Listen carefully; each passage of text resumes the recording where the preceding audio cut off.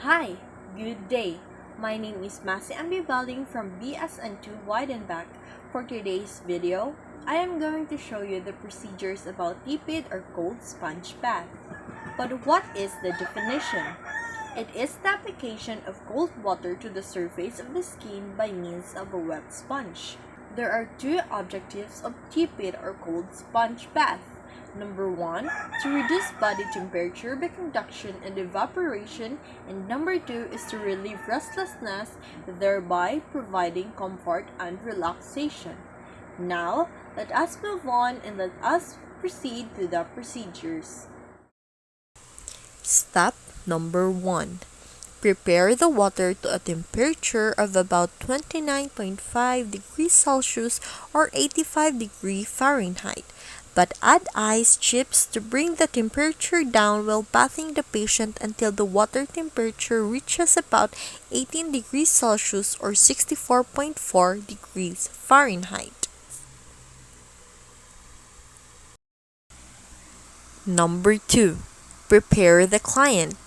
Explain that the face, neck, arms, legs, and back will be sponged and that the procedure takes about 25 to 30 minutes. This is to gain cooperation. Next is to protect the patient's bed with moisture-proof material. Moisture-proof material protects the linings from getting wet. After that, remove the gown and assist the client to a comfortable supine position.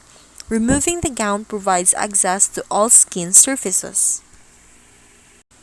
After positioning the client to a comfortable supine position, cover the patient properly to prevent shivering as various parts of the body are exposed to bathing, for prevention of chilling, minimal exposure, and provision of privacy. After that, place a bath towel under the head. This protects the bed sheet from getting wet. Next is to prepare several ice bags.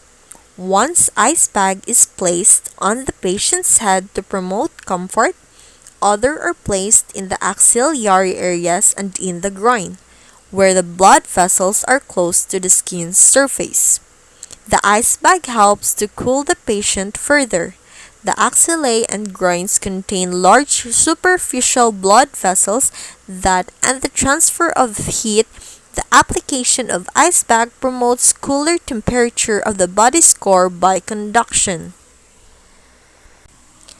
If washcloth is to be used in the axillary areas or groin, wet 4 washcloths and fold into 4 parts. Wring them out so that they are very damp but not dripping. Place washcloths in the axillae and groins. Leave washcloths in place for about 5 minutes or until they feel warm. Re-wet and replace them as required during the bath. Washcloths need to be as moist as possible to be effective. Washcloths warm up relatively quickly in such vascular areas. Next is to immerse folded washcloths or material for sponging in basin with water. After that, sponge the client's face with plain water and pat to dry. Then, sponge the neck. Sponging of the face and neck should be within 3 to 5 minutes.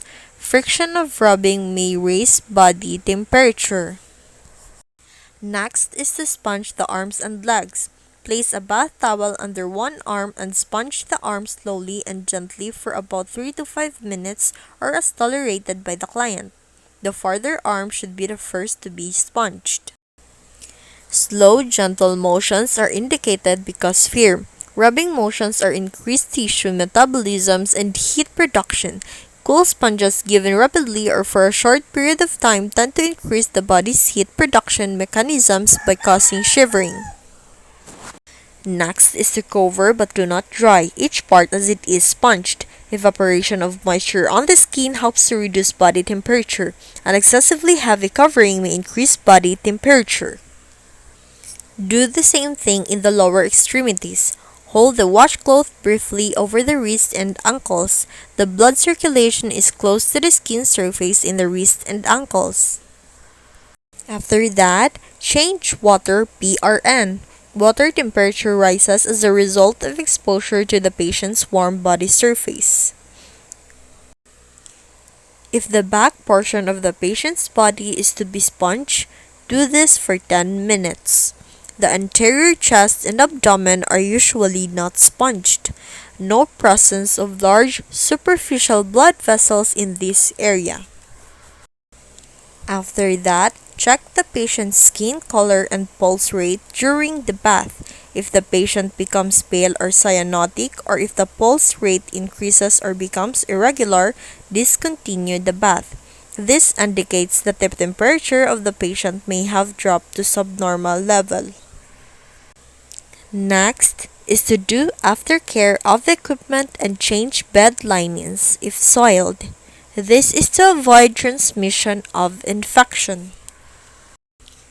Next is to check the patient's body temperature about 30 minutes after the bath. This is to evaluate the effectiveness of the sponge bath. Last, document assessment, including the temperature rechecks. Drop temperature is recorded. Graph according to agency policy. Recording communicates their care provided in an accurate and firmly fashion.